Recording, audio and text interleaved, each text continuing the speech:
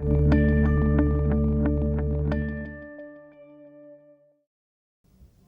Morningstar, I'm Christian Charest.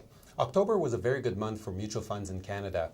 Pretty much every fund category, as measured by the Morningstar Canada Fund Indices, had positive returns for the month, with most equity categories gaining more than 4%. I'm here with Achilles, fund analyst at Morningstar.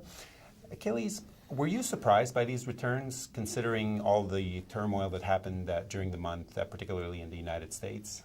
Yes, indeed.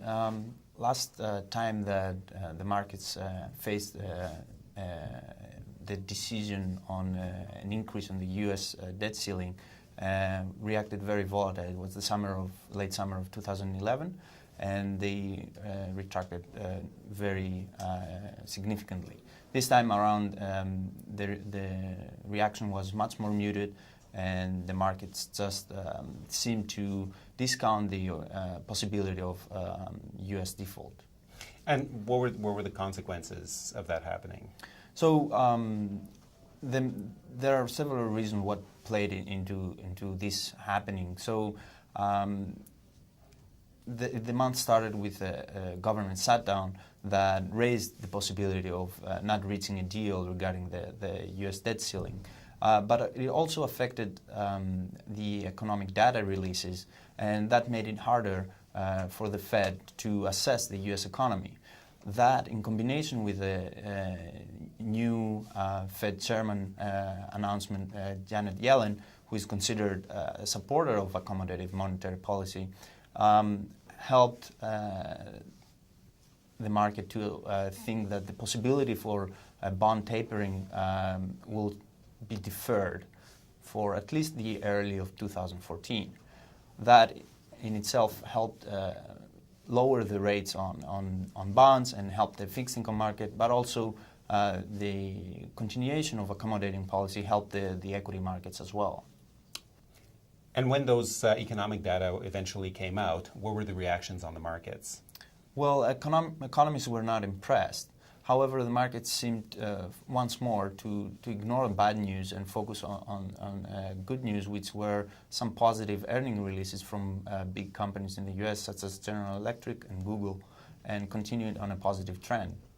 And that translated into, as I mentioned earlier, some fantastic returns for equities, particularly in the U.S., the S&P 500 gained 4.6% for the month. And for Canadian investors, that translated into some pretty good returns on their equity funds. Switching over to international equities, the diversified categories also did very well. The international equity category, global equity, European equity, also all of them gained more than 4%. One that was particularly impressive was emerging markets, which was the best performer for the month at 5.6%. What happened there?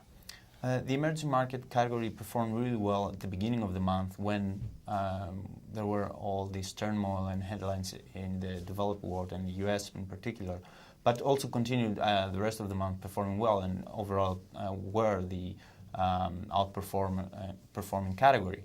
It's a change in the trend that the last couple of years, emerging markets have been lagging the developed markets. So it could be a change of this trend now that there's more concern on the decisions in the U.S. Okay, and here in Canada, equity funds also did very well. Most categories gained around 4 to 4.5%. The three main drivers here in Canada, which are financial services, energy, and materials, all had positive returns. Financials did more than 5% for the month, but even the resources haven't been doing well so far this year, but they did manage some positive returns this month. Yeah, the resource category and the precious metals category were not a drag for the Canadian equities this month, despite having a very negative start at the beginning of the month. They managed to recoup most of their losses and in a positive territory. And the reason has been some positive economic releases from China, indicating a stabilizing growth of the Chinese economy, as well as the continuation of accommodative monetary policies from central banks around the world. Thank you very much, Achilles. Thank you, Christian. And for more on Morningstar's survey of fund performance for the month of October, please click on the link right below the video player. And check back with us regularly for more news and updates.